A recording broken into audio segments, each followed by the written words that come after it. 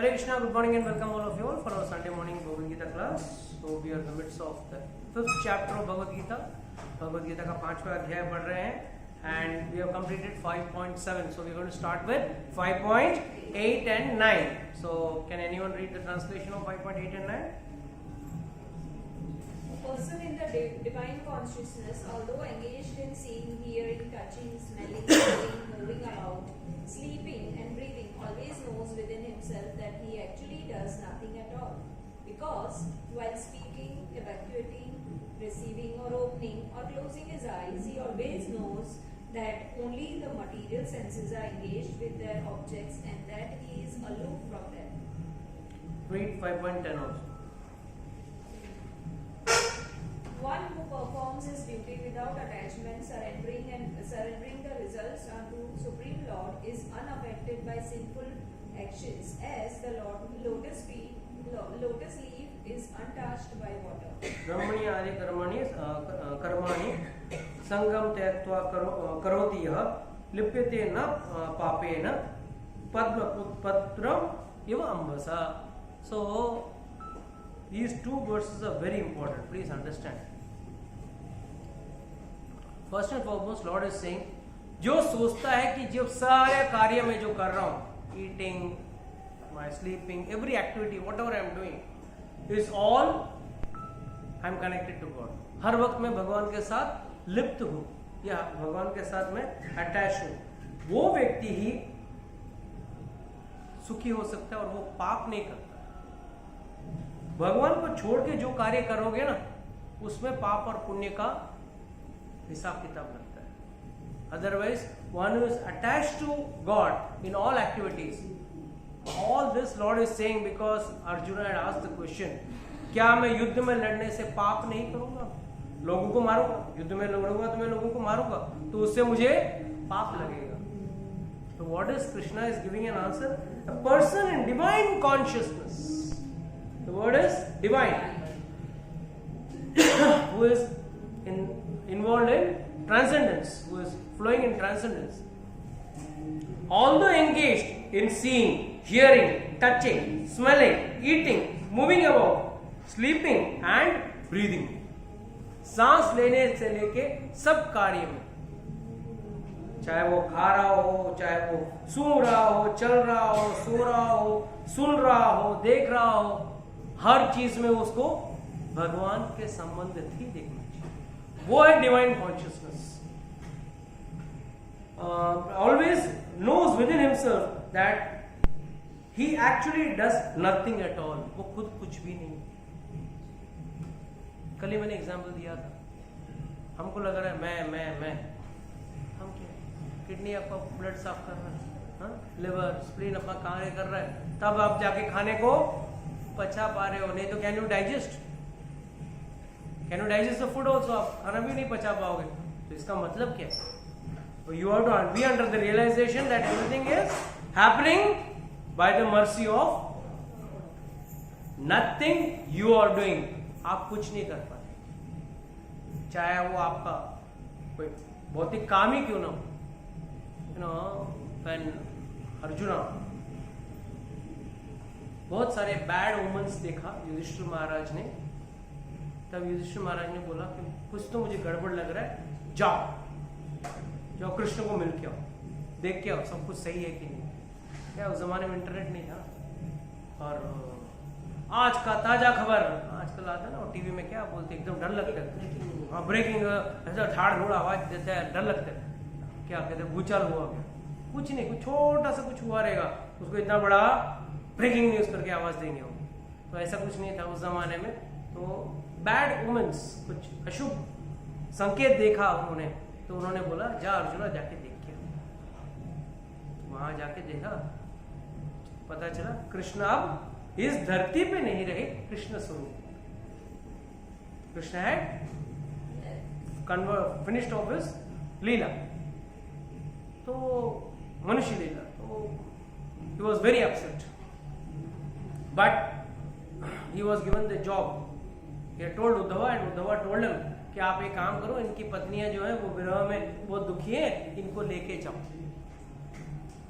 कुछ पत्नियां गोपियां जो है वो द्वारका में गोपी तालाब में चले गए थे ना, हम लोग गए थे ना गोपी तालाब, तो वो लोग गोपी तालाब वहाँ गोपियाँ कुछ वहाँ चली, बट कुछ जो सखियाँ थी, जो पत्नियाँ थी, उनको लेके अर्जुन आ रहा था and he was very proud कि भाई after all I am under the king, चक्रवर्ती राजा तो युधिष्ठिर महाराज हैं और मैं कौन हूँ, महाभारत युद्ध का योद्धा, मेरा गांडीव के सामने कोई टिक नहीं सकता।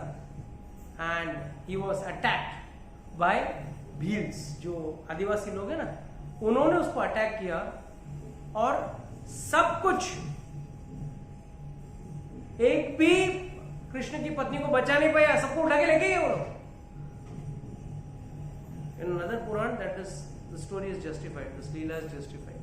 But now let's come to Mahabharata. Let's stick to Mahabharata.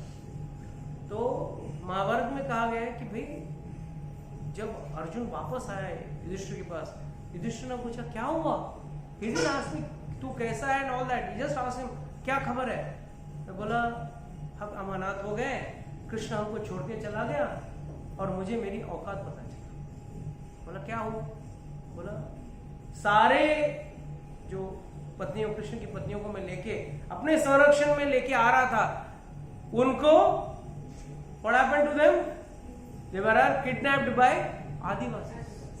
जिस गांडीव पे मुझे घमंड था, आज वही गांडीव आदिवासी, क्षत्रिय छोड़ दो, we are not talking of Kshatriyas, warriors, Duryodhan, ये सब भीष्म सब लड़ाई किया उसने, इतना युद्ध किया, इतना बड़ा warrior, but what is the use of that warrior?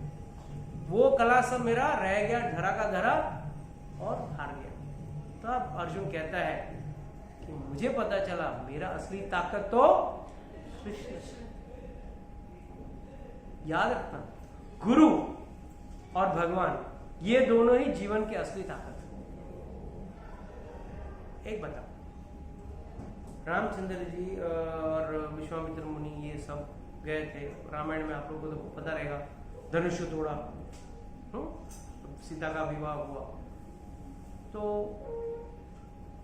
How come Lord Ramchandra ji was able to break the bow? ऐसे तो बड़े बड़े वीर आए, बड़े बड़े योद्धा आए, तो कैसे कि रामचंद्र जी को ही ना बो को तोड़ पाए, क्या धनुष को तोड़ पाए? तो आचार्यगण का कहना है बाकी जितने भी योद्धा आए थे ना, बड़े वीर थे, बड़े पराक्रमी थे, बड़े ताकतवर थे, मगर वो अपने गुरु के साथ नहीं आए थे। रामचंद्र जी किसके साथ आए थे? अपने गुरु के साथ आए थे। और जब गुरु की कृपा हो, नहीं तो he can not show his supernatural powers, क्योंकि वो मानव इसमें है, मानव लीला कर रहे हैं ना रामचंद्र जी, मानव लीला में वो सभी मानवों के समान है। सीधे जाके हिरण को भी पूछते हैं सीते किधर है, झाड़ों को पूछ रहे सीते कहाँ, क्यों?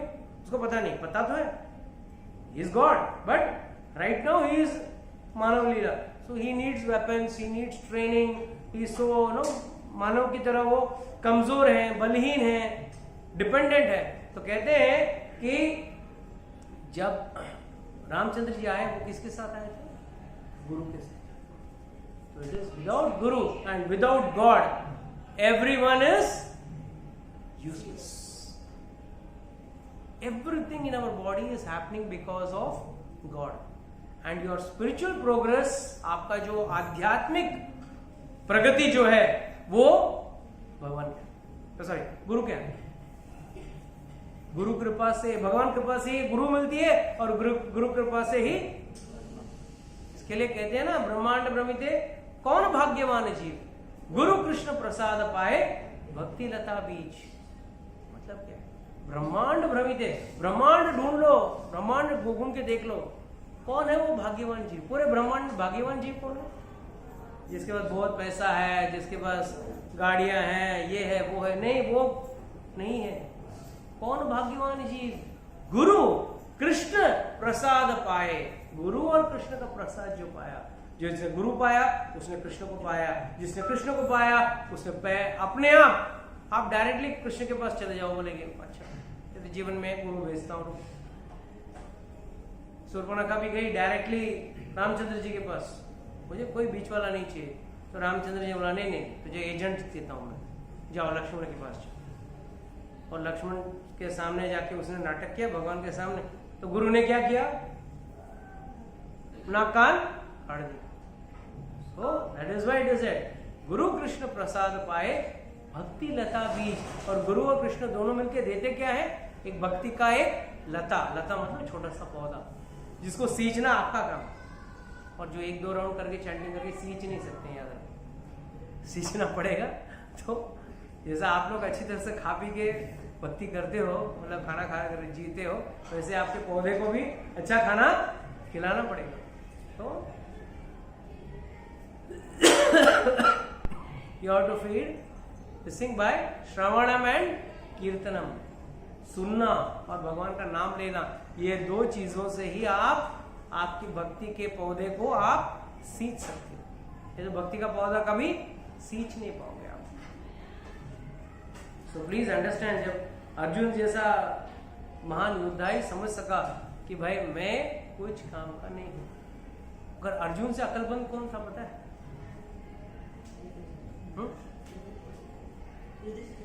नहीं, अर्जुन से अकलमंद कौन था? कर्ण। कैसे कैसे कर्ण? जब बिग क्रीड़ा हो रही थी ना, युधिष्ठिर एक एक करके सब हार रहा था। एंड में उसने, अर्जुन ने अपना गांडीव धन जो धनुष था, सॉरी बो था, वो भी छूट गया उसके हाथ से। He lost that also. तो दुर्योधन ने कर्ण को बोला उठा ले गांडीव को। तो कर्ण इंसल्ट्स द गांडीव। ऐसे सब चीजें है ना हमारे काम के नहीं, ये सब बहुत छोटी चीज, मतलब तुच्छ बात करके इंसल्ट कर देता है। बाद में दुर्योधन गुस्सा, अरे पागल, इतना अच्छा मौका था गांडीव लेने का, तो गांडीव नहीं लिया। मुझे पता है वो गांडीव जब तक कृष्ण है साथ में तब तक चलेगा, कृष्ण चले जाएंगे तो काम नहीं करने वाला। So Karna knew the actual power or the thrust or the force which was behind Arjuna. Arjuna के पीछे का thrust. See, these are all lessons for us. You know, doctor sahab, big doctors perform big operations. Sometimes it's successful, sometimes it is not. Disastrously it goes butcher's off. How come? The same doctor, same disease or the same problem, but sometimes it goes excellently fine and the patient is fully healed and everything done, and sometimes it gets butchered. That means what?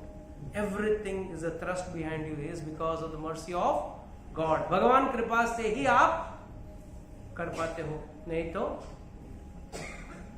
कोई भी व्यक्ति कोई भी कार्य, I mean just an example, चाहे वो पढ़ाई लिखाई हो, बच्चे भी पढ़ाई लिखाई करें या कोई भी ऑफिस काम करे, कोई अच्छा माता जी अच्छा भोजन बना ले तो भी समझ लेना आपके ऊपर भगवान की कृपा है, नहीं तो आप खाना भी अच्छा नहीं बना।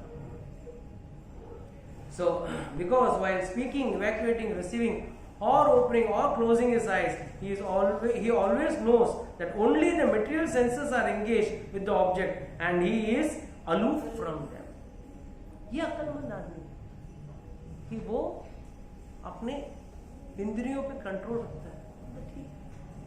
अच्छा लग रहा है, ठीक है, अभी थोड़ी देर बाद एसी बंद हो जाएगा, आप बस धूप में पसीना बहाना पड़ेगा। इसके साथ लिप्त नहीं रहता, इन चीजों के साथ लिप्त नहीं रहता। मिल गया, ये भी मिल गया तो ठीक, वो भी मिलेगा तो ठीक, आने वाला ही है। भगवान जो जब देंगे तब लेना ही पड़ेगा, rather than accept it, rather than trying to fight it over, thinking that I am capable of doing it. So Prabhupada writes a very nice purport in this chapter. He says in this verse, he says a person in Krishna consciousness is pure in his existence, and consequently he has nothing to do with any work which depends upon the 5 immediate and remote causes: the doer, the worker, the situation, the endeavor, and fortune. This is because he is engaged in loving transcendental service of Krishna. although he appears to be acting with his body and senses, he is always conscious of his actual position, which is spiritual engagement in material consciousness. The senses are engaged in sense gratification, but in Krishna consciousness, the senses are in the satisfaction of Krishna's senses. कोई व्यक्ति हो सकता है, प्रभु जी क्या फायदा, I am not getting a car, I am not getting my bike, I am not getting my house, I am not getting my husband. ठीक है, material person क्या सोचेगा, ये भगवान क्यों नहीं दे रहा है, why am I not getting it, I deserve it. But भक्त क्या सोचते हैं, जब प्रभु की इच्छा होगी तभी आएगा. जब भक्त ऐसा सोचता ना, तभी प्रभु सोचने लगते, ओ मुझे अब कुछ करना पड़ेगा, मुझे उसको कुछ उसका सेवा करना पड़ेगा. ये क्या कर रहा है, no there are two kinds of children, you know, generally you see. कोई बच्चा अगर माँ के पास पूछे, हाँ भूख लगी है, हाँ बता बेटा देती हूँ, थोड़ा देर में देती हूँ. कब चुप बैठ जाए या एकदम मुरझा के बैठ जाए, माँ को अपने मन में दुख लगता है, तुरंत जाके उठ के फटाफट खाना बना. और वही बच्चा चीखने चिल्लाने लगता है, तो फिर माँ क्या बोलती है, माँ is busy fighting rather than cooking. The mother and child are busy fighting.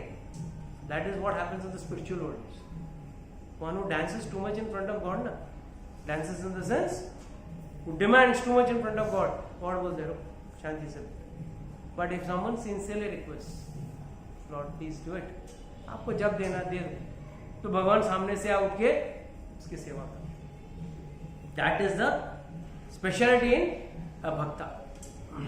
Even though he appears to be engaged in affairs of the senses, activities such as seeing and hearing are actions of the senses meant for receiving the knowledge, where moving, speaking, evacuating, etc. are actions of the senses meant for work.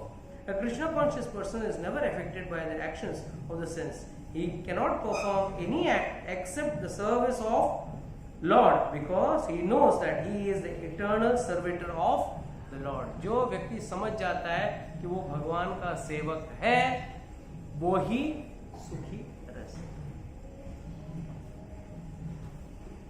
Now the 10th verse, which shows or explains Arjuna's question that मैं कहीं मैं पाप में लिप्त तो नहीं हूं, तो इसको एक्सप्लेन बढ़िया तरह से करता है.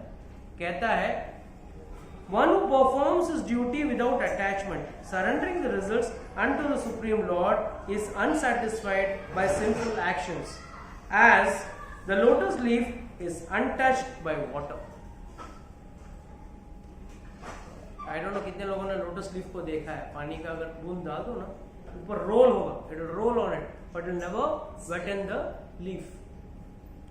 Similarly, Lord is giving an analogy, God is giving an example, Krishna is giving an example.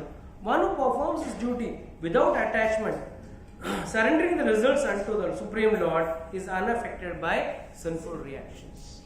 अगर वो भगवान, जैसे मैंने कल कहानी बताया था, he never attaches. See, first and foremost, please understand, हम लोग है ना, what is भक्ति and what is ज्ञान? भक्ति और ज्ञान का अंतर है. भक्ति और ज्ञान के बीच में फर्क है. What is it? Tell me. Yes, Jigar bro, what is the difference between भक्ति and ज्ञान? प्रभु सिर्फ ज्ञान होने से भक्ति नहीं मिलती, पर भक्ति होने से ज्ञान भी मिलता है. Okay. Something higher. Gyan is only kriya, what we do, and bhakti is doing it with faith. You said the exact opposite. Okay. मैंने आप लोगों को एक कहानी बताई थी पहले, अभी भी बता दूं. एक बार है ना, एक बार साधु जा रहा, तो एक जाल में ना एक पक्षी फंसा हुआ. तो साधु को बहुत दया आया, पक्षी को निकाला, समझाया क्या फंस गया तू, देख लालच में, सेंस ग्रेटिफिकेशन में तू मरते मरते बच गई, मैंने तेरे को बचाया, बट अभी तुझे मैं सिखाता हूँ. तो उसने सिखाया उसको, क्या बोला, शिकारी आएगा, दाना डालेगा, जाल बिछाएगा, फंसना मत. अच्छी तरह से उस पक्षी को, उस चिड़िया को सुना दिया। तो चिड़िया भी हाँ बराबर गुरुजी समझ में आया। शिकारी आएगा, दाना डालेगा, जाल बिछाएगा और फंसना नहीं। अच्छी तरह समझ वो उसने कुछ बाकी अपने जोड़ीदार पक्षी जो थे ना उनको भी सिखा दिया। शिकारी आएगा, जाल डालेगा, दाना डालेगा, फंसना मत। सब पूरा झुंड सीख लिया। ब्राह्मण बहुत खुश हो गया, साधु बहुत खुश हो गया। अब सारे पक्षी एजुकेटेड हो गए, हाँ ज्ञानी हो गए, अभी लोग फंसेंगे नहीं। थोड़ा दूर आगे जाके देखा एक शिकारी जान उसमें मेरे पक्षी जो है ना अब अक्लमंद बन गए हैं। शायद साधु में अक्लमंद बन गए हैं वो, मैंने उनको सिखा दिया है। मगर बोल रहे उड़ते उड़ते पक्षी बोल रहे, शिकारी आएगा, दाना डालेगा, जाल बिछाएगा, फंसना नहीं। बोलते ही जिंग नीचे आए, दाना खाए और फंस गए। तो कहते हैं कि जो भक्ति जो है ना वो है शिकारी आएगा, ये भक्ति। मगर ज्ञान का अभाव है। और the real knowledge is what when you implement in life. If you don't implement in life that is just remains. तो हम लोग क्या करते हैं, आते हैं टिंग टिंग टिंग टिंग, घर में दिया बत्ती किया, ये किया, we are not getting the true knowledge. असली ज्ञान हमको मिल नहीं रहा। क्यों? हम लोग भक्ति के आगे बढ़ना नहीं चाहते। अगर सही भक्ति करोगे तो ज्ञान मिलेगा, गुरु के बच्चों को सुनोगे तो ज्ञान मिलेगा। That is where the whole problem lies. So controlling the senses is not possible just by listening, by control। सिर्फ सुनने मात्र से बच्चा अगर सुन के चला जाए क्लास में 2 + 2 = 4, हाँ ठीक है, जब तक घर में जाके रटता नहीं है 2 + 2 = 4, 2 + 4 = 6, जब तक वो घर में जाकर रटता नहीं या प्रैक्टिस नहीं करता है, ये ज्ञान बेकार है।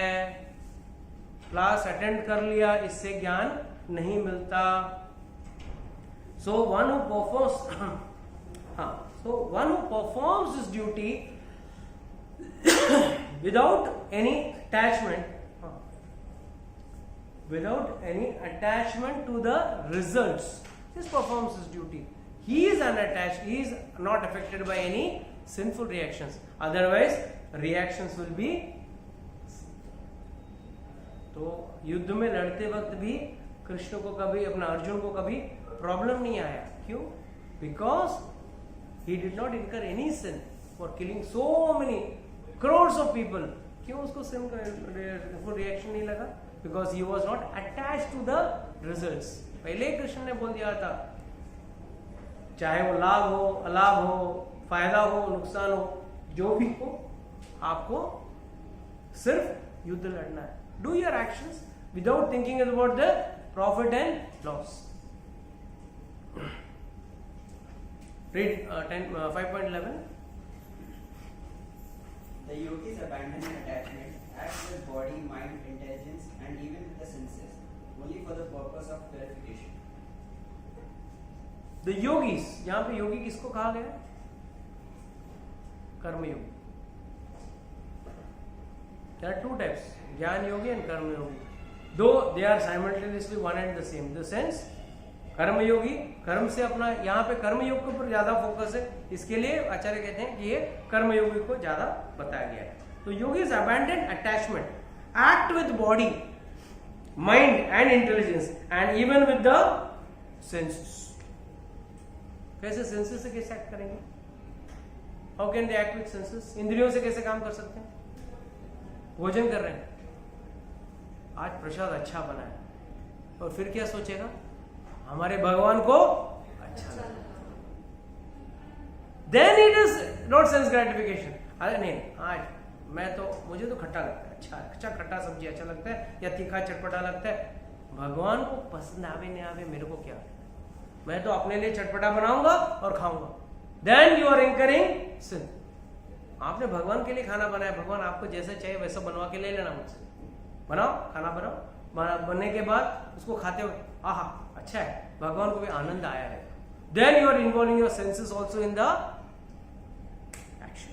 So yogis abandon the attachment and act with body and mind, intelligence and even the senses only for the purpose of purification. अपने आप को प्योरीफाई करने के लिए वो लोग ऐसे एक्ट करते हैं। See, there's a real, I'll tell you one real story. एक बार वृंदावन में एक कृष्ण मंदिर में एक वहाँ का जो गोसाई था, जो हेड था, प्रीस्ट था, उसने अनाउंसमेंट कर दिया, देखो कल से सभी भक्तों को एक एक सेवा। क्या सेवा? रोज आप आज कल आप भोजन बना के लेके आना, परसों आप लेके आना, नरसों आप लेके आना, सबको एक एक दिन का सेवा दे दिया। सब कुछ करो और लेके आओ भगवान। उसमें से एक भगत था जिसका घर ही भगवान, घर के मंदिर के प्रसाद से घर चलता, मतलब घर पे कुछ पकता भी नहीं था, मंदिर का प्रसाद में जो मिल गया वही खा के अपना पूरा परिवार का, और उसका भी नंबर लग गया 2 दिन बाद। अब क्या बोले, मन में तो थी सेवा करने की इच्छा थी सेवा करने की, पर करे कैसे, बड़ा परेशान सोच रहा था भगवान क्या करूंगा।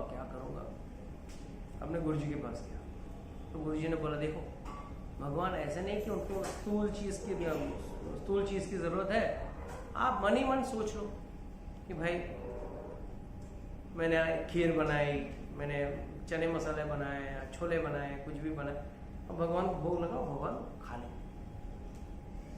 अब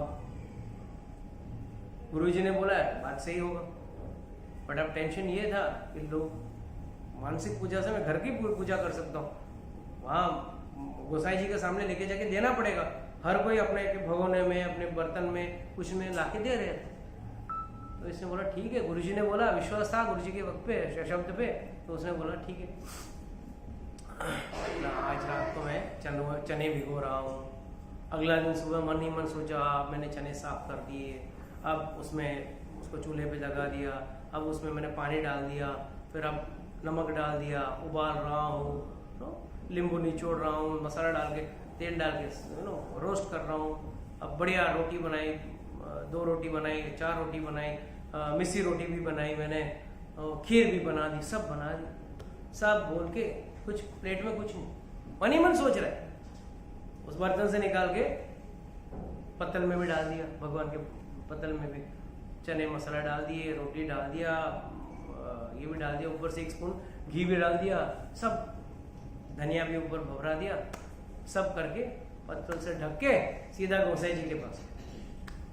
और गोसाई जी बोला प्रसाद, ठीक। गोसाई जी भी खुश हो गए, पत्तल लिए, उसको पता है, मन के मन में पता है उसको पत्तल खाली, कुछ नहीं है अंदर, पत्तल डाल दिया उसके अंदर। गोसाई उन्होंने वो प्लेट लेके गए, अंदर गए, पर्दा डाल दिया और पानी डाल के टिंग टिंग टिंग, भक्त बाहर होने लगा। भगवान अब गोसाई जी अंदर से चिल्लाएंगे, प्लेट में तो कुछ भी नहीं है, मैंने दे दिया है, and I am going to get a firing, and when will I have the strength to serve you, कब मेरे अंदर वो क्षमता आएगी आपकी सेवा करने की। और कुछ मिनटों के बाद वापस गोसाई जी आए, बोला ले प्लेट वापस दिया। बोला गोसाई जी का मुंह देख रहा था, तो गोसाई जी बोला क्या हो गया, अरे आप भगवान को भोग लगा दिए? हाँ भगवान को भोग लगा दिया। क्या? प्लेट खोल के देखा, जो उसने मन से भाव से बनाया था वो सारी चीजें वस्तुएं थी, रोटी थी, छोले थे, खीर थी, सब थी। तो बोला जाओ आगे जाके सबको बांट दो, दैट वाज द सिस्टम, बांट दिया। तो what is this, is it true Leela, truly happened? तो क्यों कहते हैं, what is the purpose of this लीला, और what do you understand, what is the message we get from this लीला? भाव। The message is भाव से भक्ति। मैं इसलिए बोला भाव से। कई बार हमारे अंदर कोई प्रॉब्लम्स होती है, रिस्ट्रिक्शंस होते हैं, और अगर आप भाव से भक्ति कर रहे हो ना, तो वो भगवान तुरंत ले ले, he accepts it. That's the question. Read 12. The steadily devoted soul attains unadulterated peace because he offers the result of all activities to me. Whereas a person who is not in union with the divine, who is greedy for the fruits of his labor, becomes entangled. This is there is something called a theorem, and there is something called as corollary. I don't know how many of you remember school days studies, theorem and corollary. The theorem was it gives a straight cut law. The first verse was the theorem, straight cut law दे दिया था, but ये verse जो है ना, this is giving the corollary of it, or the implementation of it. It says the steady devoted soul attains unadulterated peace because he offers the results of all the activities to me. तो भगवान यहाँ कह रहे हैं कि मुझे सब वो अपना फल जो है वो मुझे अर्पण कर देता है. Whereas a person who is not in union with the divine, मतलब अभक्त जो है, जो सोचता है कि मैं कर रहा हूं, मैं भोगता हूं, मैंने इतने पैसे बना लिए हैं, मैंने इतना नाम किया है, मैंने ऐसा ऐसा कार्य कर सकता हूं जो कोई नहीं कर सकता है, जो ऐसा सोच रहा है, who is greedy for the fruits of his labor, मेहनत का फल का भोक्ता अपने आप को जो समझता है, becomes entangled, उसको पर कर्म का विधि लगेगा. whereas जो नहीं सोचता है उसको पर कर्म का विधि नहीं लगता है. जो कर्म का जो लॉ है, लॉ ऑफ कर्मा जो है वो उस पे लगता है, जो नहीं सोचता है उस पे नहीं लगता है. Anyone reads the translation? Someone can read the translation, purport of it. The difference between a person in Krishna consciousness and a person in bodily consciousness is that the former is attached to Krishna, whereas the latter is attached to the results of his activity. The person who is attached to Krishna and works for him only is certainly a liberated person, and he has no anxiety over the result of his work. Wait. No, once Srila Prabhupada was abroad in US, and there बाहर से देख रहे, gallery में, तो खिड़की से देख रहे थे, लोग आए थे बात करने के लिए, तो खिड़की के पास गया और खिड़की से नीचे से देखा. नीचे क्या देखा उन्होंने? He saw a big trailer. US, those days had big trailers. हाँ, आज भी हमारे यहाँ इतने बड़े-बड़े, the container trailers जैसे big trailer was. And he was just seeing that. And after seeing, his students asked, Prabhupada, what happened? That's a trailer. What are you seeing? No, we can have a nice Rath Yatra in it, right? What did he say? We can have a nice Rath Yatra in the trailer. कहने का मतलब क्या था? उन्होंने हर चीज को देखा, भौतिक चीजों को देखा, पर उसको भगवान पे कैसे युक्त करना है या उसको कैसे आश्रित करना है, ये देखना. His outlook was how to enjoy was not his thing. This is what is the point. Seeing जो बोला ना अपना पहले वर्ष में देखा ना, seeing, eating, everything. Seeing का example was this. When he sees that yes, there is a trailer, और ये ट्रेलर में भगवान के सेवा में यूज कर सकता एक ट्रक. That is मतलब क्या है? हर चीज उनको अगर दिख रही है, हाँ कुर्सी दिख रही है, हाँ प्रचार के लिए अपने को और 100 कुर्सी लगेंगे तो अच्छा रहेगा. That is seeing in the service of the Lord, not seeing for his own personal, खुद के फायदे के लिए नहीं, भगवान की सेवा के लिए जो देखेगा वो लिप्त नहीं रहता है कर्मों के फल से, वो भगवान की सेवा में हमेशा लगा रहता है. Please continue. In the Bhagavatam, the cause of anxiety over the result of activity is explained as being one's functioning in the conception of the duality, that is, without knowledge of the absolute truth. Krishna is the supreme absolute truth, the personality of Godhead.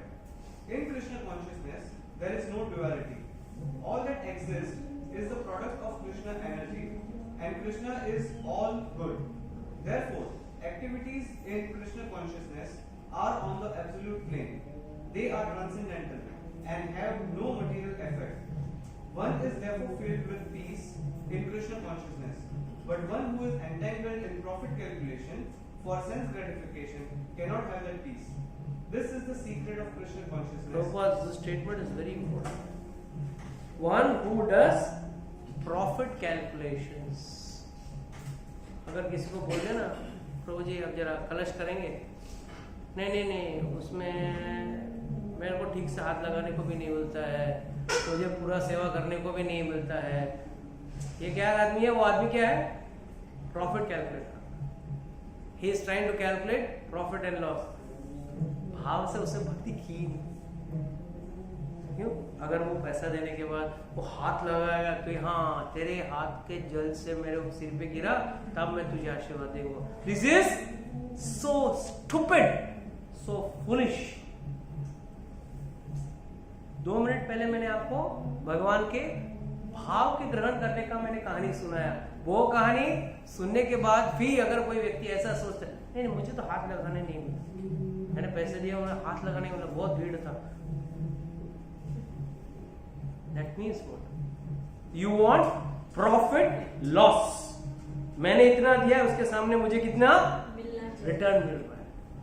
That's why Prabhupada is making it, because he knows all type of characters are going to come into ISKCON. He knows that.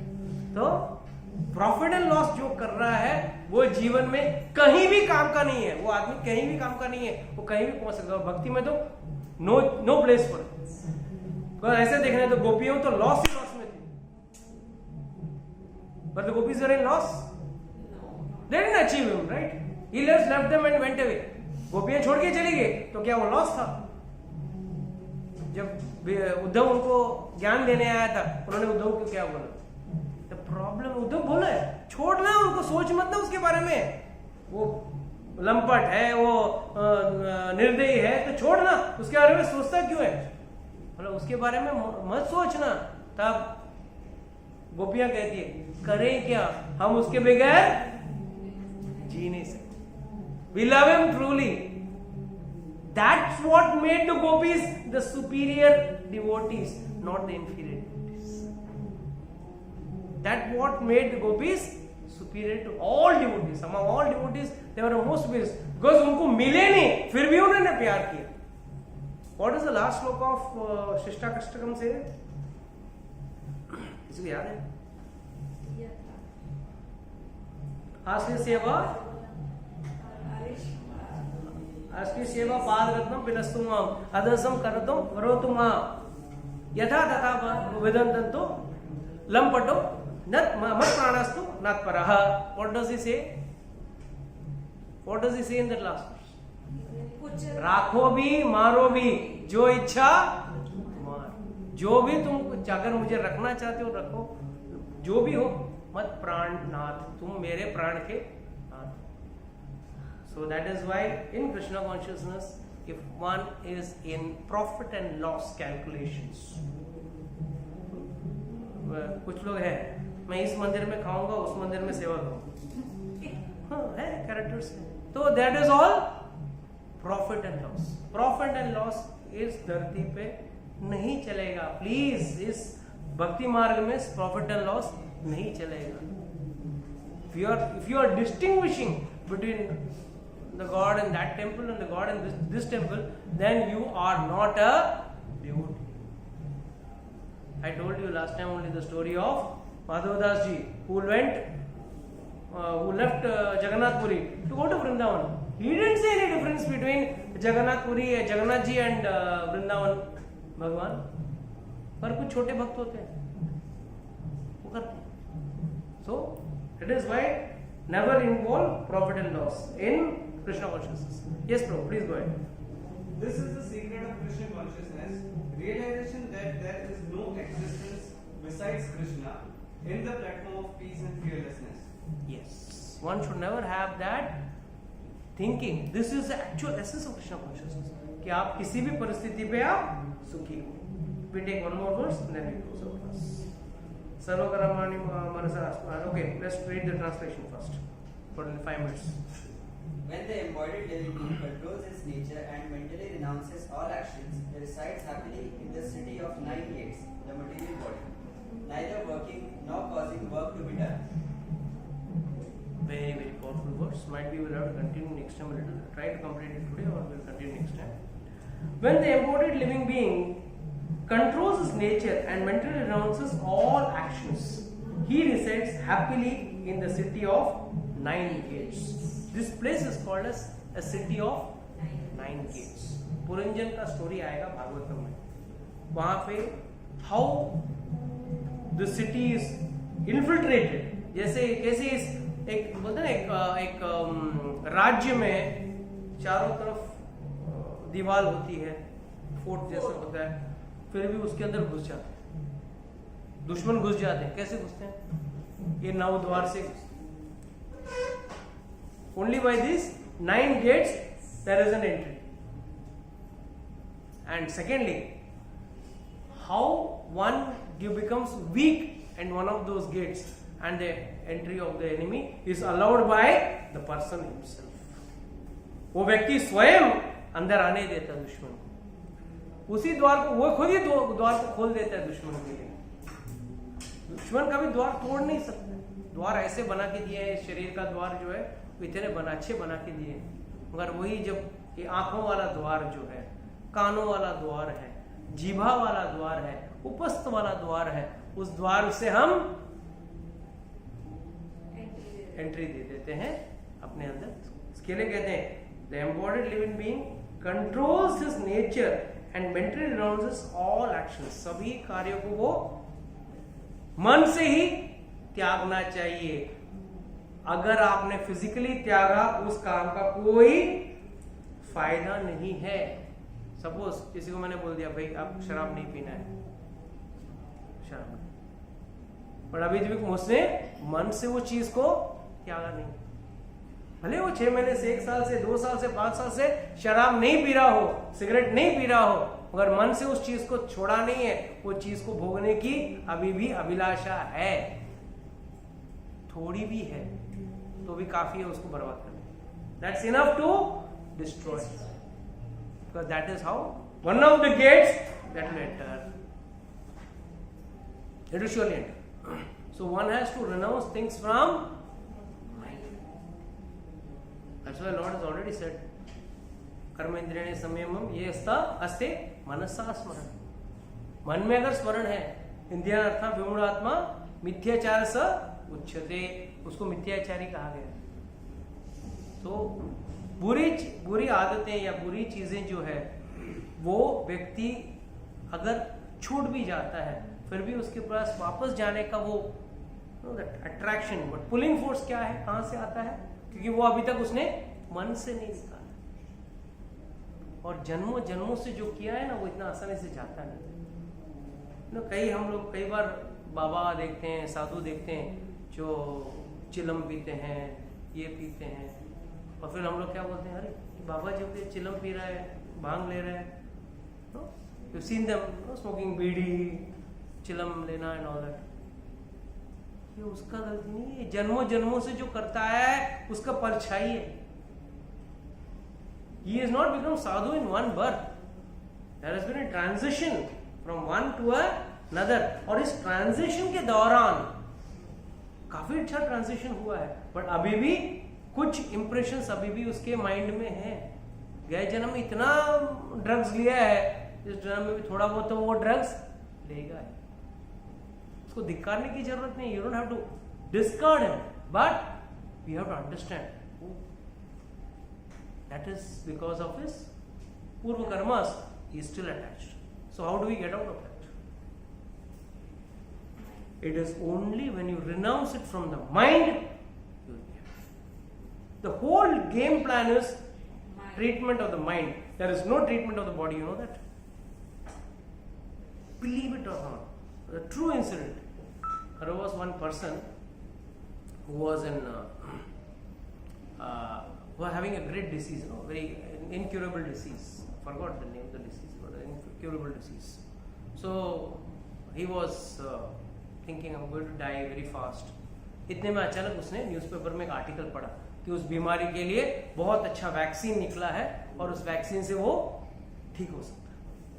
तुरंत उसने भागा, पैसे लगाए, vaccine मंगाया, ले भी लिया, within 1 month he started improve and our vaccine started working and he started feeling better, अपने आप को अच्छा फील करने लगा और वो इम्प्रूव होने लगा। मगर 3 महीने बाद उसने न्यूज़पेपर में पढ़ा वो वैक्सीन फेल हो गई। क्या पढ़ा उसने? That vaccine has failed. 1 महीने में मर गया, 1 महीने में मर गया। अभी जिया कैसे? ठीक अच्छा फील हो रहा था उसको, तो 2 महीने से अच्छा फील हो रहा था और 1 महीने में वो मर गया। So most powerful is this mind and most dangerous, deadliest is the mind, and this we come to know through the Bhagavad Gita. चंचलमी मन कृष्णा प्रमाद बलवत दृढ़म। बहुत खतरनाक। कब आदमी को दिमाग खराब कर दे, कब अच्छा व्यक्ति बुरा बन जाए, टाइम नहीं। It doesn't take time. It is a very very trickiest thing. So that is why he says, please renounce it, mentally renounce the actions. Don't, ठीक है अब छोड़ दिया है, बट कोई कोई व्यक्ति है ना पास्ट में जाके, हाँ क्या चिकन का स्मेल क्या बहुत खाता, अभी छोड़े 5 साल हो गए छोड़ दिया, हाँ छोड़ा, अभी भी उसका स्मेल तुम पास्ट में ले रहे हो ना। तुमने कभी किया? अरे वो रम एंड जिन का तो स्पेशल पूरा कुंडी देगा उसको, they can give the full biodata or the what is it description of it, but that means what? You have still not renounced. आपने अगर कोई चीज को, कोई भी गंदी चीज को अगर जीवन में आपने छोड़ा है तो पहले मन से छोड़ो, जीवा से दूर करने से आप उस चीज को, या कोई भी आदत, I mean it's not just necessary to be eating, it can be any habit, it can be any habit, any bad habit it can be, but if one realizes yes I want to go into the transcendental path, भक्ति का मार्ग में जाना है, तो उसको उस चीज को छोड़ना पड़ेगा। जब तक उस चीज को छोड़ेगा नहीं, ठीक है ना? Okay, take this again little more detail next time. Till then, okay, close today's lecture. Anybody has got any doubts, questions, can ask.